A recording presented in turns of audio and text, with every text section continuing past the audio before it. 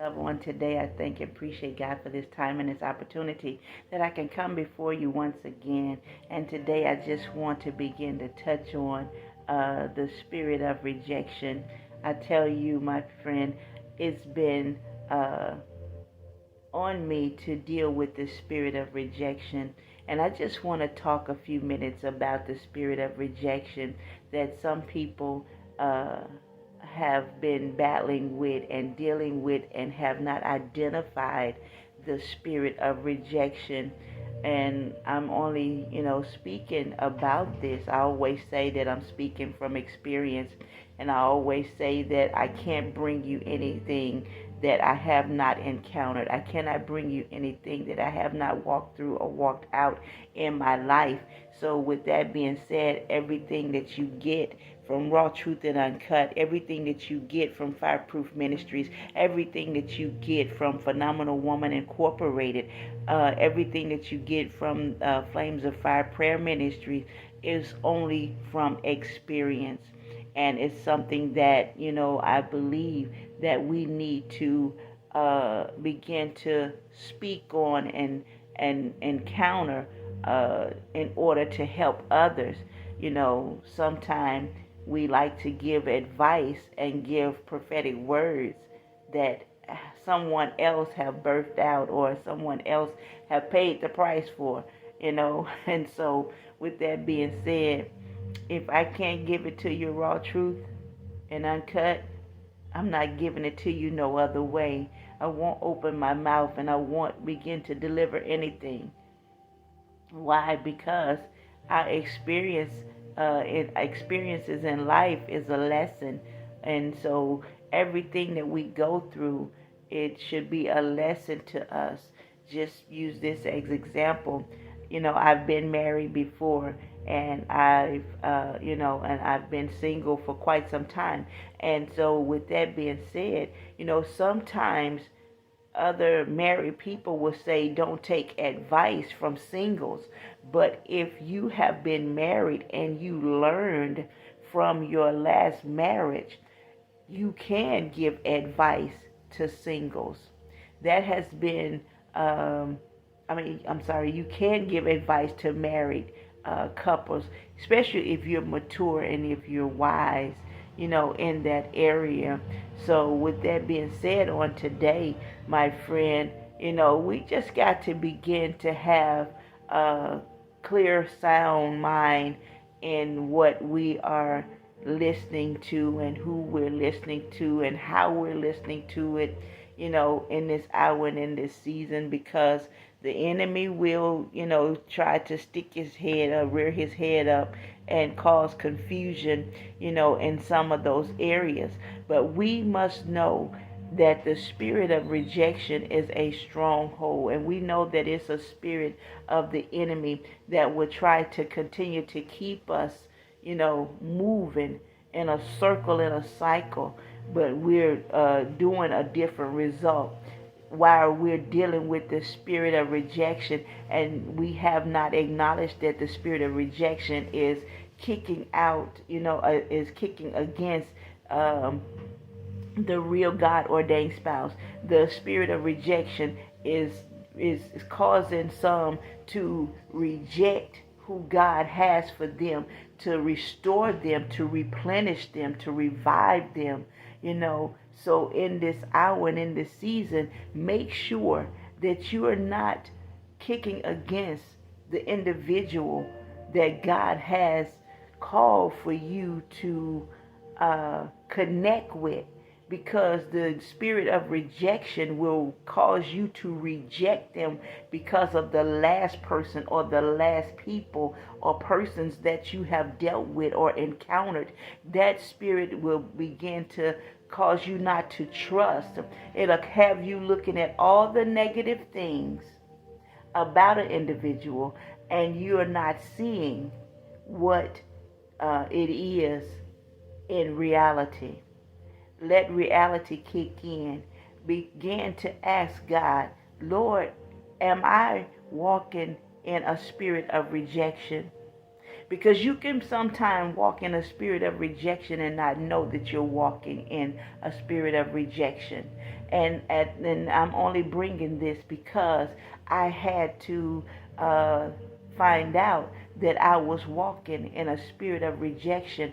God was sending certain people my way to encounter me, but because I had been rejected so much years ago, until it had set up residency in me, and I'm just saying family wise, you know, I, have, turned off, certain family members, and, and every person that comes in your life for a reason, a season, and some for a lifetime.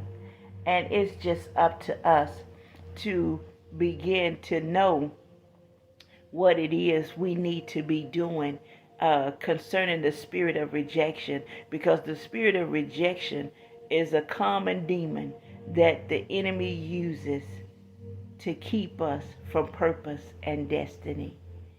And you nor myself want to stay in that place where we don't deal with the spirit of rejection.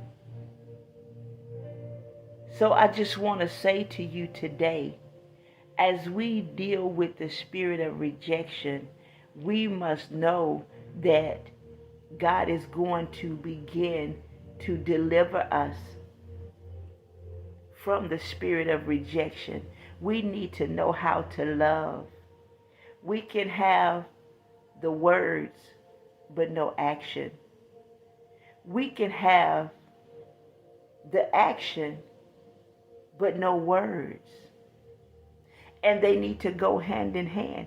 But because of the spirit of rejection that's embedded within us, we can't deliver love with action. We can't deliver the love words with action. We can't deliver love without the word, I love you. We have to have action to it. We need action in this hour and in this season, because God is a person of action. When he sent his only begotten son to the cross, he showed us how much he loved us. So sometimes we can't identify love for looking at an individual's mistakes, or for looking at an individual's the negativeness about an individual. But until you truly encounter that individual or those individuals, you'll never know the real them. You'll only know what you're seeing portrayed on the outside. So my thing today, begin to deal with the spirit of rejection. Because if you're study doing things that you're not being held, that you're not holding yourself accountable for to others, then you will begin to just see the negativity of that individual or those individuals. You'll just see the wrong. You won't see the right. I heard a bishop say one time that there's a king in every kid and there's a kid in every king. So yeah, there's going to be some childish ways. Why? Because the kid in us haven't been effectively dealt with. And the king in us haven't effectively been dealt with to begin to be molded and made. We can say that we're kings and queens all day, but until we manifest what needs to be manifested, it's not going to happen. Until we deal with what needs to be dealt with, it's not going to happen. We must know in this hour and in this season where we are in God. And we must know how to begin to uh, articulate certain things in this dispensation of our lives. I can say to a person that I love you, but your spirit of rejection won't allow me to give you what you need. I can say, I love you, and the spirit of rejection will keep that door closed and you not be receptive to my actions, to what I've just said to you. I could tell you I love you and not show you, and I'll have the tendency to believe that. Why? Because you stated that to me. And I'm just saying that we sometimes take the word I love you for granted when actions are trying to be shown. Let me say, you will never know if a person truly loves you until you encounter them. Just by talking to them and telling them, I love you, they could just be saying anything. I love you is an action word. I can say it all day long. I love you. But if I never put no actions to that I love you, it'll have the individual wondering, do they really love me? Or are they just saying something to be saying it? So make sure that you deal with the spirit of rejection, because all of us deal with the spirit of rejection in some shape, form, or fashion within our lives. It don't just have to be in a relationship of a husband and wife coming together. It don't have to be it can be even with ministry. The helps ministry, where others are trying to help you, but because of the spirit of rejection on the inside, it won't allow nobody in. Because you're thinking that somebody is out to hurt you. You're thinking somebody is out to harm you. You don't trust them. Let me just say, everybody is not evil. Everybody don't have an evil intent. Everybody don't have a hard heart. Now, sometimes we can close ourselves off from individuals when you see certain red flags. You want to stop. You don't want to run the stop sign. You want to stop and just begin to grasp what you see and just begin to start to dissect that thing. But if you are dealing with a bunch of people day in and day out, if you're listening to a bunch of different voices day in and day out, you'll never have the clarity that you need. You'll never have the clearness that you need. There's going to be a mixture of that answer that you're really looking for. Because somebody could be done prophesied and said, oh, she not your wife, she this, that, and the other. Then somebody else can, and they can have a ill will toward that person. You know, they can have a problem with that individual.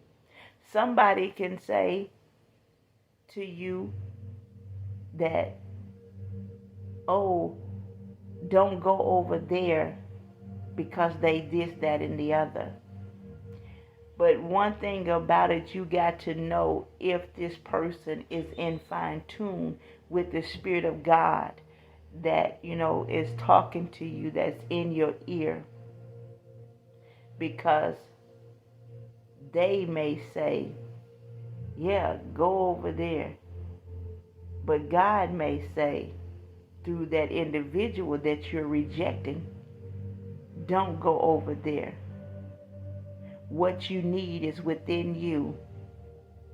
And you're going to begin to birth it out in prayer.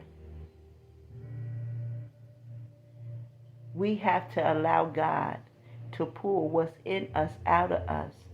And study just going here, going there. Allow God to speak to you. Study going to get all these different voices in your spirit.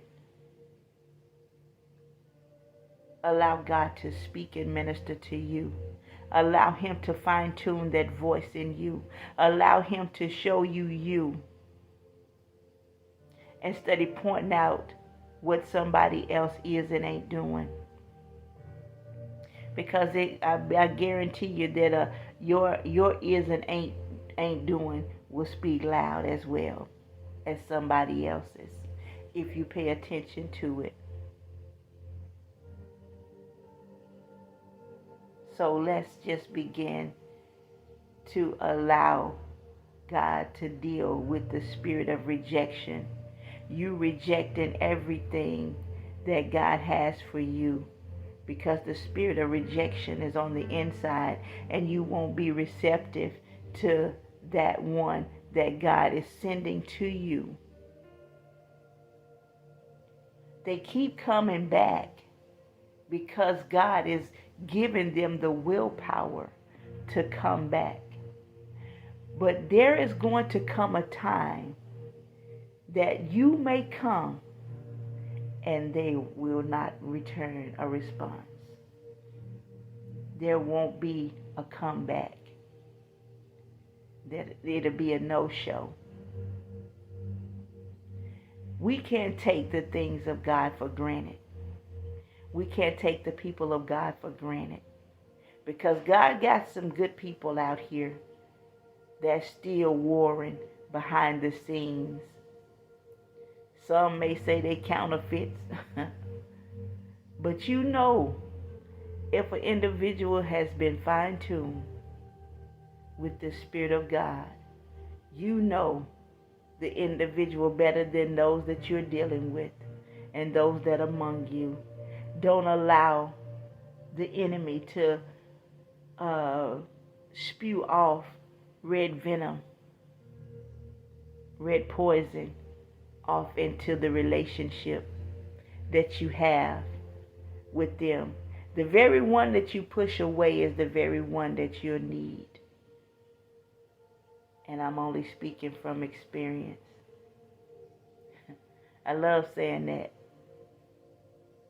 because my experience in life, my life lessons, have been a great experience. Did I like it? No, I did not. Do I like it? No, I do not. But only I can change that. The way that I look at my journey. The way that I look at what God has for me now. Only I can do something about it. Nobody can do anything about it but me. I am my sister's keeper. I am my brother's keeper. And I am looking for mutually beneficial relationships in this hour and in this season. So I expect you to expect the same thing. You want it to be mutually beneficial, my friend. Don't allow people, places, and things to waste your time. Make your time count every day to the best of your ability. So with that being said, I'm going to come back in days to come and continue to touch on the spirit of rejection. But just begin to do a self-check and make sure that you're dealing with what's within you and not what's within someone else. Stop overriding you and begin to deal, stop overriding, overriding what's in you, looking at someone else, and begin to identify your faults. Begin to identify your shortcomings. Stop going through the motions of life, acting like you're excited, acting like you're happy, and knowing on the inside that you're bleeding.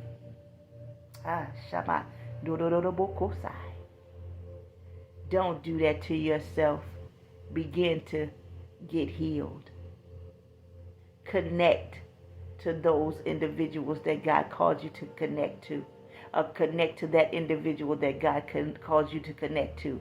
Somebody holding the key to what you need. But it's up to you to seek God and ask God, Lord, where do I belong? What do I supposed to do? Lord, what do you want from me? Stop running from the call before God put that stopping block there to stop you all at once. Well, this have been yours truly, Prophetess Dana, from Raw Truth and Uncut, from Flames of Fire Prayer Ministries, and from Fireproof Ministries. I thank and appreciate you for those of you that rock with either one of those ministries, because Raw Truth and Uncut is a ministry. I thank and appreciate God that He moving, and He moving suddenly, quickly, and spontaneously for us. So whichever ministry you support, I thank God for those that give and those that have given and gave to keep on, to help me keep on doing what I do behind the scenes. Be blessed until next time. Bye-bye for now.